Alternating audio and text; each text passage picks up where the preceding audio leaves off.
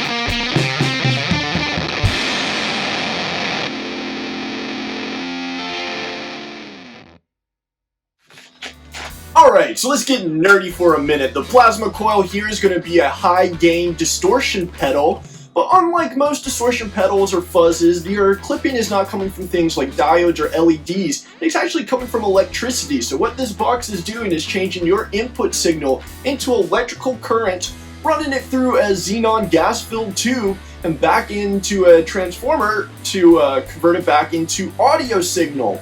And so I am calling it a distortion box because that is what it is labeled at, but you can absolutely get fuzzy tones out of this thanks to a couple options here.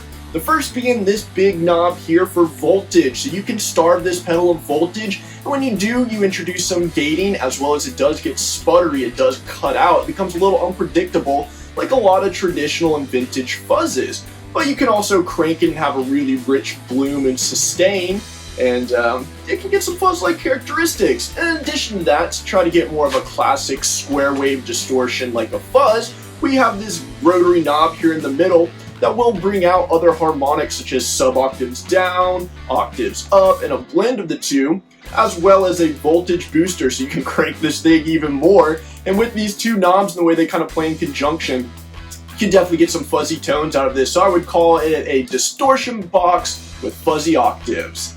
And then of course we do have a knob for our volume, and then we have a 2 EQ. We've got a EQ knob for our low end and an EQ for our high end. So you really can craft some versatile sounds in here, and it's a pretty awesome pedal. I mean, it's built like a tank, it's pretty heavy. I would say the build quality on this is phenomenal. So of course you do have your foot switch to turn on and off the pedal, as well as we have the second one here, which will trigger whatever mode you have this rotary knob set to, whether it's your sub-octaves down, octaves up, that extra voltage boost. With the nice feature about this switch is it's got another control here on the back where you can make it latch, so you press the switch, the effect is engaged, you press it again, the effect is off. Or you can have it on momentary, which is where I like to keep it. You put your foot on it, you have the effect, take your foot off, and it's off. It's a really cool feature to be able to have that functionality of triggering between the two. And let's see how we utilize these sounds in the next jam.